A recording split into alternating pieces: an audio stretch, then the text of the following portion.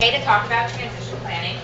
Just to give you a little bit of background about myself and some of the folks that I work with. I work at Susan Marks and Advocates, and we're an organization that Susan is the attorney that we work with, and this is Andrea, and Andrea and myself are educational consultants and advocates. And a little bit of background about me. So I have a master's degree in special education. I used to be a teacher. I specialize in working with students with autism, and that's part of my graduate coursework was working with kids with autism and students and children and the young adult population. And also an emphasis in really understanding not only inclusive planning. So how do we get adults, these young adult populations, within the communities? I mean, this is the world we live in. How do we integrate them? And then also really looking at positive behavioral support practice. So an emphasis in ABA and positive behavioral support practices. So that's sort of my background and what's really driven this presentation. We really look at identifying within the IEP, the transition IEP, and looking at what are the needs of students, who are they, and how do we provide the best services for them, and direct parents and educational programming. So when we're looking at transition planning, what are the things that are most important and that we consider? We really look at friendship, we look at love, money, spare time, fitness, happiness. What does it mean to really be an adult and to be of that transition age? Well, that's the things that we start thinking about. Traveling, marriage, family. If you ask people or students, that have disabilities and autism, tell me what you're interested in, they're not going to say, I really want to fill out a job application and work on some study skills. I mean, most students are going to be, they want to make friends, they want to have a girlfriend or a boyfriend. That's transition goals. That's really the critical piece. When we're looking at the things that are really important, when we're looking at transition issues, we're looking at emotional well-being as being really critical. The personal development. The idea of self-determination, which is something that the transition IEP should really hold. That is the crux of the transition IEP, and we're going to get into that. These interpersonal relationships. How is a student developing friendships, social relationships, even relationships as being a teen and a young adult with their own parents and their family members. The social inclusion, that's the piece that we talked about that we really emphasize, and it's really important to us about how are they going to fit in with the community, with the churches, with whatever is meaningful to your family and to that particular individual. And also like material well-being too. Are they going to have what they need to have? Just a job. And physical well-being. Are they able to advocate for their own medical needs, or be able to tell you, like, I'm hurt, I need help? Okay, so one of the most important pieces when we're looking at a transition assessment, and what we rarely see within a transition assessment, is the idea of self-determination. It's just critical. So for self-determination for students with intellectual disabilities, this is what Dr. Marks, so the attorney that we work with, she specializes in this idea of self-determination and really examining that. She's written several articles about that, but she really identifies these key components. At some level, everybody wants to have some sort of level of self-determination. So if we look at self-determination, it's choice making. It's what do I want for my own life? What drives me? Everybody wants to have control of their own life. They don't want to say, well, I found a job for you, and this is what I think that's going to fit you. They want to have the ability to say, this is what I want. These are my hopes and dreams and what I see. So the second key idea that Susan, when she read this article, she identified to have these rich and varied experiences. You're not going to be able to know what you want and who you are without having a lot of experiences. If you think about yourselves as young adults, that's how you were able to figure out who you were. You didn't know at 16 what you want to do for the rest of your life. That's sort of just the beginning of providing these opportunities. Also, self-determination is a lifelong learning process. Who you were at 16 versus 18 versus 22 is going to look vastly different. So it's really important to remember that when we develop these goals for students, that those things change over time. Okay, so what actually is transition planning? I get this IEP, at 16 it says now we have a transition IEP. What does that even mean? Well, it really is, in a nutshell, planning for the future and planning for adulthood. So it's important that we really understand that this could be like, okay, these are the initial goals of things that are really interesting to my child, but really we're looking at towards the adulthood too. So eventually I do want them to live independently. Right now he's not living independently, he's at my house. But really, we're going to work on some social skills right now so that we know that when he goes to that more independent or interdependent living situation, I want him to be able to have that conflict resolution piece. I want him to not fight with his sibling. I want him to know that it's your turn to, to be able to be in charge of this particular chore within our house. Those kinds of things. So it's planning for right now and then also into adulthood. Okay, so many considerations when we're looking at transition planning. We're looking at self-determination, so being able to make choices and having control over one's life. And then also executing that, which is self-advocacy, going one step further and telling other people, this is what I want, this is who I am, and this is what I need. Being able to actually advocate for themselves. It's just such a critical piece that when we're looking at these IEPs, that there are advocacy goals. It's not just this child does this and this young adult needs to do this. It's what are they going to learn to tell other people, this is actually what I want, this is who I am, and this is what I need. It's also going to college and having some college experiences. So much of when we think about being a young adult is going and just having those very learning experiences that Dr. Marks talked about and learning about yourself. Sometimes college courses are about meeting other people too and just being in that environment. And learning some interesting things about pottery making or whatever the class you're taking. It's getting a job. And sometimes when we're looking at getting a job, it could be you're getting a job for pay, or it can be just more volunteering. And sometimes the exchange is money, and sometimes I'm going to volunteer at this job, or I'm going to usher at this concert, because you're getting something out of that experience. It's not always monetary. So for those students where you see, well, I don't really see my student or my child really getting a particular job, it's more about that exchange of what are they getting out of that experience. It's looking at residential living, leisure and recreation. What are they doing for fun? And can they be in a situation where they could go to a concert and, they need to have these specific behavioral skills to be able to meaningfully participate, because that's what they really love. Having a relationship. It is the one thing that we like no one talk about relationships, but it's really important. Having a boyfriend or a girlfriend, having to navigate those waters. Community mobility, being able to look at transportation and accessing services, and ultimately, are we going to do some sort of a guardianship situation? Okay, so we're looking at IDEA, so the federal law saying this is what is required for all of transition services when you're getting this IEP. The critical pieces I really would like to have you folks really take away. Appropriate transition assessments. If you are getting an IEP and we have a program for your child, and it's not really based on an assessment of who they are, what they want, self-determination, self-advocacy skills. And it's just like we have a program, it's actually he's going to be filling out some employment applications, and we're going to do some job searches, and we're going to do something else, and that's what we're calling the transition plan.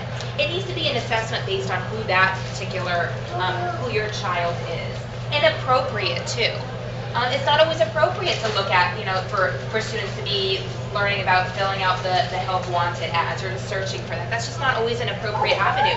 You may have a restaurant, and that your student will go right into that restaurant that you own, or have a family friend that you know of that has an organization that your child would want to be a part of. So really looking at an assessment that's individualized. The other important piece is the transition services, including courses of study. It needs to really align with what the goals are. All of the transition goals and the assessment all should line up. It shouldn't be this just disjointed piece.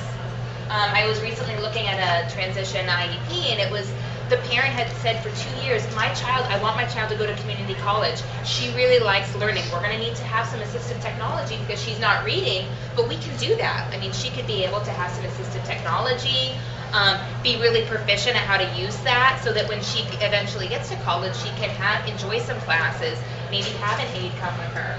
So really looking at courses of study. How are we going to get that child there? What are those goals going to look like? It also needs to be measurable. So it's not just, well, we're going to have more of an activity base. So I see a lot of activities. It needs to be a very specific goal. The child will learn how to independently access assistive technology without any prompting 4 out of 5 times. I mean, you see where I'm going with this. Measurable. How many times? What does that look like? And be very, very specific and systematic. Okay, so what is this actual process? When you get the IEP, you're notified, or your child is already at transition age, what does that look like? I think ultimately, starting even the transition process, even when they're younger, in terms of your ideas of what you want for your children. If you have a child that's 12 right now, and you're saying, I'm seeing that this is coming, and trying to talk with them and work on some self-determination and self-advocacy skills within the IEP. Then when the time comes when they get closer to 16, you're going to start this actual process of having a person-centered plan. So that's the plan which identifies who is this person and what are their dreams. Ultimately, that's the plan. That's the person-centered plan. That's what we're looking at. What do we need to know? We need to review all of the records. We need to look at the psychoeducational report, the M.Ed report, and what assessments have been done. What are their strengths? How are they with organizational skills? How are they with social skills? What are the deficits? What are the areas that we're really going to need to have supports? What are the behavioral needs, the social needs, all of those pieces? We need to have interviews with the most important people in that child's life, whether it's the neighbor that they grew up with, it's the best friend, the cousin, the parents, the teacher that they really connect to, maybe like a soccer coach, like the people that are really critical in that person's life. And not only all of those people, but the individual themselves. Have we asked, what do you want? What do you see for yourself? And then also looking at transition preference and the assessment tools. Okay, so how are we going to assess this? And what are the strengths of that person? Okay, so person-centered planning. When we're asking all of these really critical questions, and I don't think this is going to open up, but I'm going to describe what that is. No, we can't open it up. But what this is going to look like, this is a beautiful, she's a young woman with autism, and her mom and this young woman named Jenica, they created a PowerPoint. And it's all of the things that Jenica feels about herself. So it opens up, and Jenica's really interested in photography and fashion. So she wants to have some sort of a career in fashion, photography, possibly intermixing the both, or having a little bit of both. She wants to look at taking community colleges. Her sister's in college, so she wants to have some sort of experience that way. So a lot of the pictures in there are Jenica having bullet points, and her mom helped her with this, but talking about, I'm really interested in fashion. This is why I like fashion. I'm creative. I'm really great at being able to assemble things that no one else thinks about. I think outside of the box. And it's some very poignant pictures that really show who she is. So if I show this to you, you say, I feel like I know Jenica. This is who she is. And when we show that to someone else, they can start envisioning the dream and the future for Jenica as well. And so creating a PowerPoint for your child to identify these things is really critical. So one of the core tools that a lot of people use is the MAPS program. And I like the MAPS just for any IEP, but always, particularly for transition IEPs. And this is what we give to parents, and we identify what is Jenica's history. So I always look at from the point of being diagnosed until where we're at right now, because that history has so much involvement, I think, in the schooling and also sometimes the future. So if we have some traumatic experiences in school, if there's some social anxiety that happened around 4th grade that contributes to some other issues, like it's very important to look at not only who they're at right at this moment, but their whole entire history. Because as we know, we are so much of not only who we are today, but everything that's come before us. And what is the dream for that person? So when we're looking for, the parents have the dream, and then your child has their dream of what they identify. So looking at both of those pieces. And what is the nightmare? What would be the worst case scenario that you're really concerned about? Because there's going to be a lot of planning to really help support that too. Not only the dream, but the fears. If you're really concerned about, I'm really concerned about letting go and having that level of independence and having my child hurt or missing the bus, standing at the bus stop and not having the bus come. What are they going to do? And being able to plan for those particular pieces. we want to know, it's just critical that we base something off of the strengths and the gifts, because I think so often we can identify needs, or why this can't happen.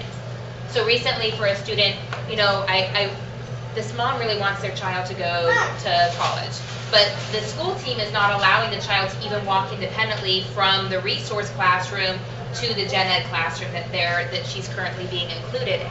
Well, that's really an important piece, because how are we going to develop the independence if we're not already giving that? So what are the needs? We know that on a college campus, the child is going to be, or your child is going to have to get off of the bus, be able to transition from one area to the next. So really identifying, doing a task analysis, point by point of what the needs are going to be. And then what would an ideal day at school be like for your students, and an ideal work day too. So I think it's not important to always look at the school piece, but in a day, how do they spend their day? So versus, you know, sometimes as parents, I think we have this idea of like, well, I would really like them to be getting up and getting dressed independently and then going to a job site, and their ideal day is like, I'd like to lay in bed and sleep until 10 and hopefully get around to, you know, getting myself some breakfast and playing some video games, and then I'd like to do, you know, so it's an ideal day also to look at and really compare those two. Okay, so what do we need to know and how do we get that information? So when you start thinking about all of the pieces, it can feel pretty overwhelming of like, how are we going to get there? How are we going to get all this information? We need to ask for an assessment. So sometimes the school will say, yeah, we've done an assessment, one very particular assessment where I ask you, what do you want your child to do? And you say, I think that I want them to go to college, and they say, okay, and that's the assessment. That's not an assessment. So, yes, so that's not an assessment. So an assessment is multiple different interviews and observations. If you go to our website, this is available for download. So you can download this, and there's some hyperlinks. So this will link to all of these assessments. And you can ask the school team, I'd like you to conduct a parent survey. I'd like you to use the Brigands and conduct this particular assessment so that we can really do a comprehensive transition assessment. If they don't have anybody that can do that, you can ask for an independent evaluation to say, hey, it doesn't really seem like the school team has the resources. I would like an independent evaluation and someone who has expertise in transition assessment and planning. So don't be afraid to ask for someone else to be able to do that if they don't have someone. Not everybody, I mean, it's a huge piece, so not everybody's going to know how to do this piece and look for these pieces. So when we're looking at a job analysis, that's the environmental job assessment measure. That's really walking into a job and saying, what are the skills that this particular child is going to need and where are they at right now, and how are we going to teach them? And then creating some goals of how we're going to be able to teach them to access this job. Student surveys, interviews, assessments, we talked about that before, of what that assessment, the ecological inventory. So having somebody, like maybe a BCBA, maybe a home provider, being able to go in and watch the entire day or the entire work experience and say, okay, this is what the other coworkers are doing, and this is what my student is doing, and how are we going to be able to bridge that? Where are the needs and where are the strengths?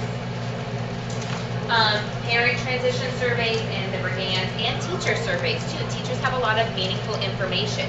They may not have I don't know how to get him from point A to point B, but I can tell you in school, these are what we're seeing as being some really positives and some strengths.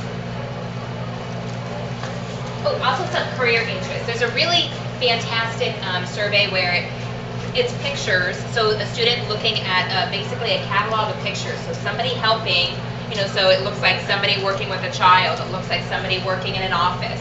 And the student goes through this catalog of pictures and circles where they envision themselves. And then that links up to some preferences and some job descriptions. So if they like the idea of helping others, then there's some pictures to depict that. So it doesn't always have to be like this career assessment for we know students that have these academic skills and are reading. So just to kind of put that out there too. We also need to select assessments to help the student answer the question. It's not only what we envision, but really pushing what do you want.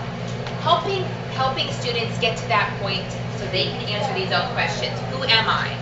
So of all young adults, that's just a very critical question. Who am I? What am I good at? What are my unique talents? What do I want in my life now and in the future?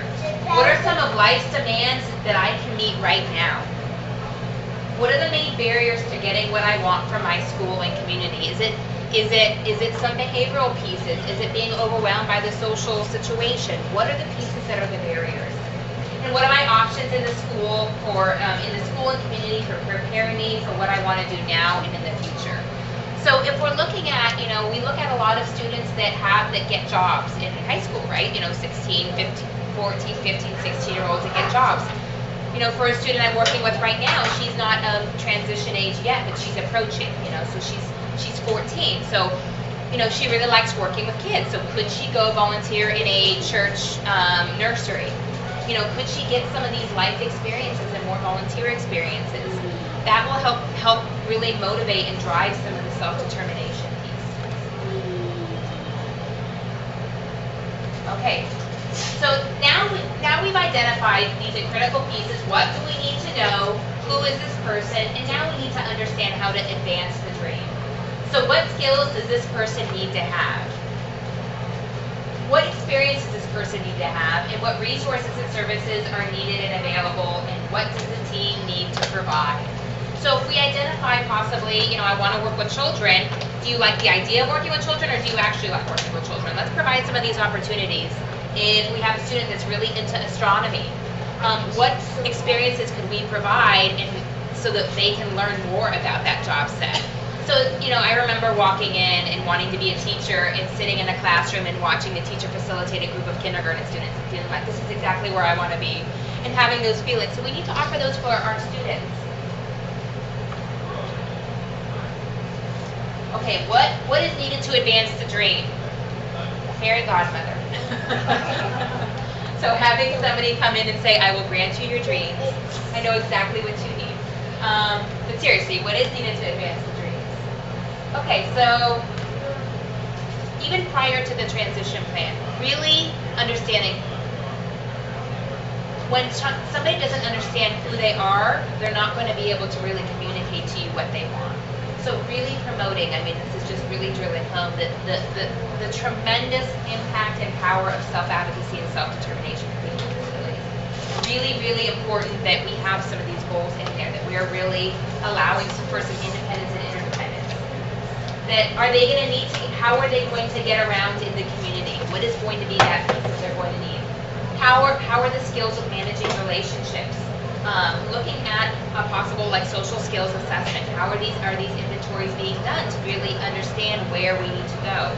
On-the-job experiences, like we talked about volunteering, and looking at the particular high school courses. If you have in your mind that you want your child to be going to community college or some sort of trade school, how are we going to help prepare them for that? Are they going to need to learn assistive technology because the reading skills, they're not independently reading at a 3rd or 4th grade level? They really need to have that support, so they're going to need to have a laptop with some software on it, and need to access it and troubleshoot it. Are they going to need to learn how to use Dropbox or whatever the technology is? Are they going to need to learn how to navigate a schedule and be able to call and use an iPhone app? Like all of the things that we really need. That's what's really going to drive understanding what the skills are. Also identifying the resources in our community. This has been fantastic to walk around and see, gosh, there are so many resources within the community. And how are we going to tie that in? So much I'm really realizing from an advocacy standpoint is really critical to be able to get NARBA involved, when possible, because they have I shouldn't say they have a lot of funding, but they have some funding to be able to help support students. We need to look at voc rehab and inviting them to our IEP meetings, registering with NARBA, having these community-based instruction, and really meaningful community-based instruction. A student that I was previously working with, her mom said, I know my child knows how to go to the store, purchase items. She doesn't know where something is. She's able to go to ask the clerk, but yet this is on the IEP. That's not a need. What is needed, though, for the community-based instruction piece? Is it more the navigating of the transportation issue? Is it more problem solving? Is it more, she knows how to run the debit card and do all of that. So which part is it of it that is really needing, and not just kind of trying to fit that child into a service that's already pre-existing. And college exploration, like dual enrollment programs. Finding out how to creatively piece things together. So looking at possibly the empowerment scholarship and how that's going to fit in, and how we can use different resources within our community. And the providers and what they provide. So asking DDD, asking Voc Rehab, tell me what you provide. Let's bring everybody to the table. I'm going to tell you my dream. We're going to look at my child's dream. We're going to look at the transition assessment, and we're going to really get this really clear picture and how these agencies can really fit into this and provide services. Also looking at not only provider agencies, but just natural supports. So, one of the things, when you're in a job site and you don't know what to do, like you can depend on your coworker for things. So really teaching young adults how to access those natural supports. It's not just always the providers that are involved in the mix. Okay, so we're looking at how to advance the dream, now the plan, okay? So taking all of this information that we've talked about and developing goals. Specifying services and activities. It's not just the activity, it's the goal and how that intertwines. And looking at the team, who's going to do what? Okay, so someone's going to need to be able to look for these supports and to be able to contact these other agencies and contact possibly the community college and start that process. Who does what? And getting that on paper. I want to know who's going to do this specific role and when that is going to happen, and come up with that alignment. And also the evaluation plan and data monitoring system. How is it going? Where do we need to tweak it? What do we need to do to offer more supports? Okay, so formulating the plan. Okay, guiding questions. Who's on the team? So are we inviting someone from REVA? Are we looking at Voc Rehab? What are each person's goals? Coming up with that template like we talked about and evaluating to make sure when we're on track. And very specific wording and guidelines too. Each person's role, they've got to have a role.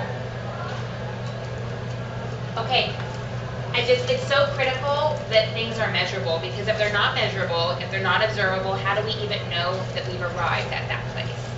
So really understanding what the baseline data is too, and that's something that's always, I feel like it's missing a lot of, well, you'll see, well, the student doesn't have that skill yet. Well, what does that mean? An absence of a skill does not really create a baseline. We really need to understand what the skill is. So if we're really looking at a student like transportation, I know that the student is able to identify where the bus is. I know that the student is able to independently walk towards the bus. We know that the student is able to get on the bus on their own, but they're not able to get from one point or direct the bus driver from one point to another, or be able to use the specific money system or card exchange system. So it's really identifying, looking at a task analysis and identifying step 1, step 2, step 3, step 4, step 5, identifying a baseline, and then coming up with a very measurable and observable goal. Okay, so if we're looking at going to college, an important piece. There's a lot of resources to plan for college. If we're looking at something like Think College or Project Focus, or there was a great organization out here that helps support support for community colleges, and they have, I think it's in Glendale, and do you remember the name, Andrea? Glendale and then Mesa. Is it Mesa? Yeah. So they were just in this building over here, but they were fantastic, and they were saying we have these services where we're able to help students within community college settings, students that are on the spectrum and need those level of support. Oh, Northbridge, and they were just over here. Are they going to need, when we're looking at resources to plan for college, do we need an assistive technology evaluation? So do we need to ask the school for an evaluation so we can see what technology does that my student need to be able to have in order to be successful in a community, to be able to access the learning? Okay, so getting a job, accommodating people with cognitive disabilities in the workplace. This is a great link, so when you go on the website, you're able to access it. This is a fantastic toolkit that gives resources and how we're able to accommodate people with disabilities in the workplace. So very if that's the path for your child, definitely having some sort of a system in place where you're using a toolkit where you're able to assess the needs within a job environment. You know, when we're looking at sheltered workshops and a lot of what's being provided currently within IEPs, it's so much of, we have a program that we are going to plug your child in, not what's best for your child in finding a program. So really, you know, if I could emphasize anything, it's just really thinking beyond the sheltered workshop model in Enclaves. It's, you know, the survey found that just 1 in 3 people with intellectual disabilities are employed. There was just a really interesting journal article that was put out 2 days ago about how people with autism, there's just this tremendous higher rate of suicide and mental illness, like depression, because they're unhappy. I mean, it's just this level of unhappiness that once we get into adulthood, everyone sort of falls off a cliff, and not having these really meaningful, enriching experiences like we all identify as adults. So really, what's going to increase happiness and a life that someone wants to live and be a part of? So really thinking about what that's going to look like. If that looks like supported employment, competitive employment, integrated work sites, a job coach with natural supports, trying to be really creatively put something together. And really look at customized employment. And that doesn't always look like the kind of job that brings in a paycheck, like we had talked about. Okay, getting a home. What is the residential options? So does that look like living with a family member, living with a friend, a group home, or your own home? And if it looks like living with a friend or a family member in the future too, we want to also really always think about the kind of skills that somebody's going to need to be able to have. And are we doing the kind of things, or in school, are they doing the kinds of things that are really promoting self-advocacy, self-determination, independent skills, or are they being, or is a lot being done for them, and are they not being systematically taught to be able to do these more independent skills for themselves? So really thinking about that and evaluating that piece. Leisure and recreational activities. So right now I have a student that really loves music. So that's, I mean, I have never seen somebody just so lit up when they hear music. So it's really important that she's going to have some access to a lot of different music experiences, whether it's concerts in the park, whether it's going to concerts in a huge stadium, that we provide a lot of opportunities for her, because this music is really her world and how she connects. And that she also has friends and people to go there and to be able to do that with. So I think that there always isn't enough emphasis on having those leisure and recreational activities, particularly within the IEP, that we need to have those social skills and to be able to reach out. And accessing transportation, I mean, just critical. How are we going to get places? Now with Uber too, I mean, that's really a fantastic source of being able to get places. So really thinking outside the box of what that's going to look like. Okay, I'm friends with an adult. He's an adult man, and he's on the spectrum, and he's incredibly, really academically successful. He's a speaker. He does kind of somewhat of what I do, and he said that his experience of going to college and going to high school, being in more of a self-contained model or resource model, and then coming out. He has struggled immensely with having relationships. All he wants, and I'll see these Facebook posts, happy Monday, I'm really looking for a wife, PM me if you're interested. Well, I mean, that is one way to try to attract a partner, or like, it's Easter, I'm really wishing to share this holiday with someone who would like to marry me. And incredibly successful within his work environment, but he's so struggling within happiness and with depression because he isn't able to find a partner. And so much of how we find meaning as just people is having those relationships. So being able to teach our young adults about relationships and how do you be with another person. And I remember going on a trip with him. We were presenting at a conference, and the whole time he talked about like aerospace engineering, and I thought, you know, if I were doing some dating coaching, I would say, you've got to ask me what I'm interested in, guys. You know, you've got to have this sort of more back and forth. And but he didn't know that, and no one ever worked on that with him. He said he also really wanted to learn how to dance, because he'll go to these like big events and they'll have dancing, and he said, no one ever taught me to dance. No one ever taught me social media skills. No one ever taught me how to date or how to like what women want. My husband is a psychologist, and he worked with a young man that was suffering from depression, and he had autism, and he the same issue. He wanted a relationship, and between myself and working as more like a consultative model of trying to give resources to how do we teach these young adults how to be in a relationship and to thrive. So it's just so critical. And not only with having a relationship and sexuality, like we're not talking about these things, and they're just because a person has a disability doesn't mean that they don't have those feelings. So really important that we think about that. We think about how we're going to do that. Okay, managing services. So we've got all of these people involved. How does your child feel about these? How are they able to communicate? I like this care provider. I like my respite worker. I actually really don't like them, and they really aggravate me, or they're unkind to me, or I'm scared of them. Like, it's very important that we're able to teach people, how do you manage your own services? How do you say, I don't like it when you actually talk to me that way? Because right now, as I see it, there's a lot of teaching kids how to be compliant within our education system. Instead of like, this is where these people are actually working for you as now that you're a young adult. And to make that transition between I'm being compliant in school, now I'm trying to manage my services, there's a huge, huge gap between that.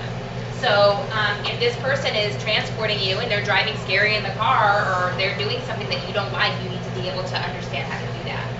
So that's just a really critical piece too.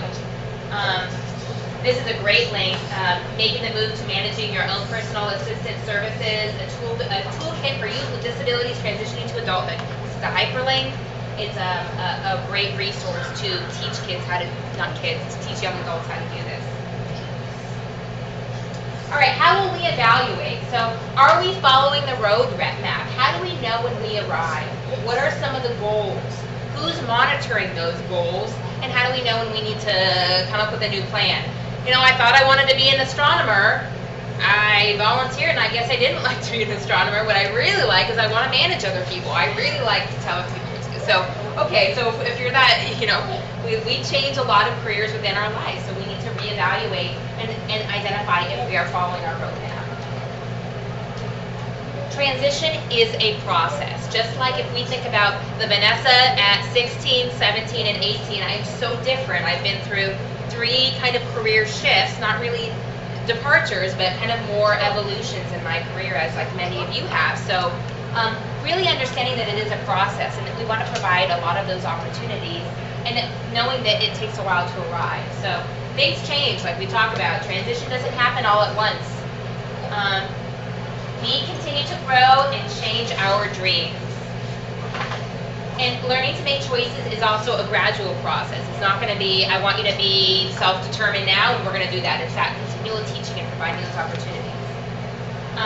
How we approach the process will determine buy-in, too. Like, is this being done to me, or ultimately am I in the driver's seat?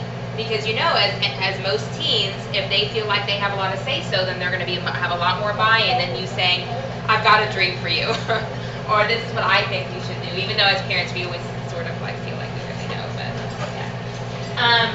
Stay focused on self-determination. So always stay focused on their choices, their dreams, and then we're really the facilitators in this. We are really taking the back seat and saying, you're in the driver's seat, but I think you should maybe I'm going to teach you how to steer to the left or the right. Stay focused on self-determination and build a community that supports your child.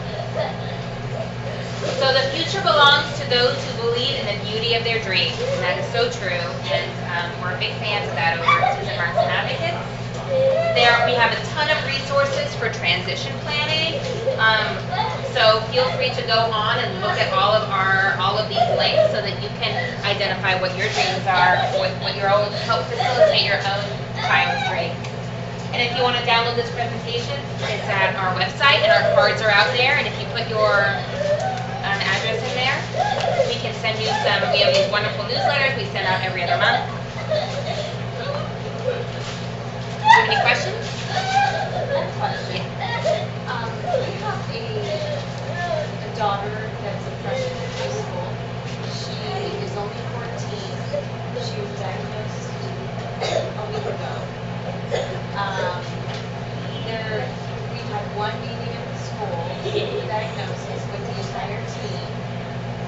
already talked about this because of her age and everything, and we really don't know a lot. I mean, we don't have any experience. We don't know the technology. We don't know any of it. Would we benefit from having somebody like you just for the sake of helping us navigate the whole process? Yes, and let me explain to you, because yes, the answer is yes. And the reason why, some of the benefits are this, is that I think this can be a really overwhelming process, knowing all of the small sort of nuances of what to ask for and to really advocate for more evidence-based practice and best practices within the IEP. And I think too, sometimes you can have like an advocate or an educational consultant come in and learn so much from how they did things.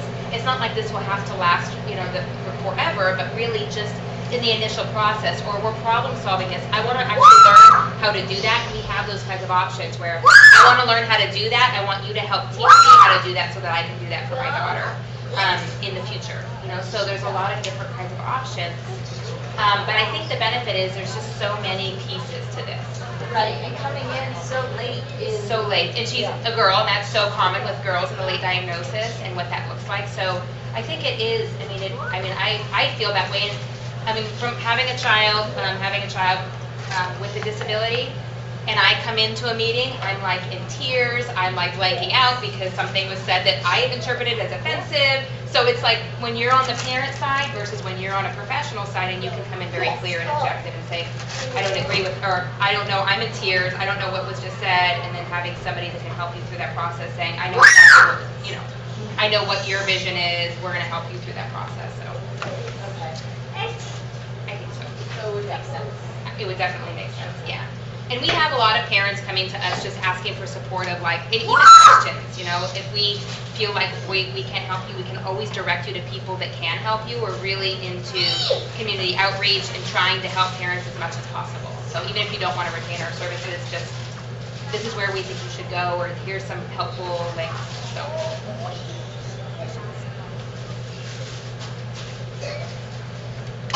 Are most of your students parents that are here that are of transition age? Can you raise your hand if you have a child 18? 16. I know. And it starts early, like the self-determination piece, like, oh yeah, we could be teaching that, or at home, like these are the things, or with our providers, or so. And how have you felt, how have you fared in that process as parents?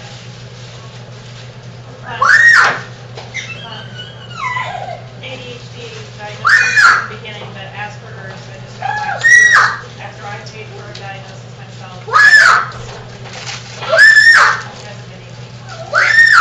And what part has been the challenging part?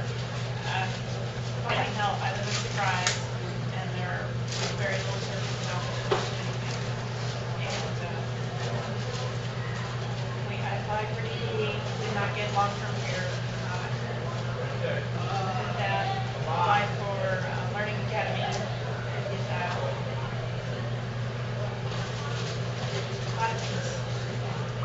How about with Reba? Have you been able to contact her and hook up with him? Yeah, the what? Yeah, so any sort of community behavioral health organization. So trying to look into what they have, because they often have people there that can help support too. But it is a frustrating process of coming up against roadblocks.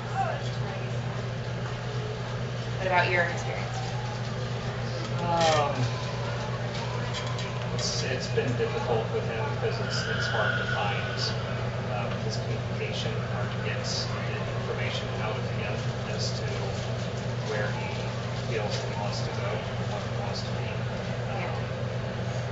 So we're still kind of working on it. Yeah, and so much of it is experience too. So he may not have had the experience that has lit up within him to say, this is actually what I want. Yeah. This is where I'm going. So the nice thing is there's so many different assessments to go on and to kind of look through and say, I think we're going to try this and this and this in taking multiple assessments and interviews and trying to use that together to bridge okay, well, this is what we're seeing for right now. I mean, that could change in a year, but this is what we're seeing and where we're going, the path we're going down. Does anyone have any other questions? I do. Our cars are sitting outside there, but we'll, yeah. Thank you. Yes.